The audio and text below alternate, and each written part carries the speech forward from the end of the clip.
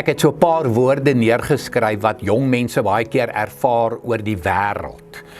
Jy ervaar die wêreld is 'n rowwe wêreld. Dis 'n onbeskofte wêreld.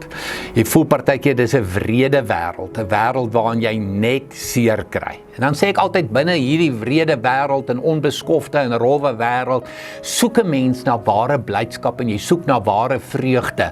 En daar's niks meer verkeerd daarmee nie. Ek wil ook gelukkig wees. Ek soek ook ware vreugde, ek soek ook ware vrede in my lewe, net soos jy, my liewe jong mens. Die vraag is net, waar gaan soek ons? Te veel jong mense gaan soek hierdie goed in dekadente dinge. Jy weet, of dit nou drank is, of dit nou dwelms is, of dit nou in seksuele verhoudings is, waarin gaan soek jy vrede? Waarin gaan soek jy vreugde?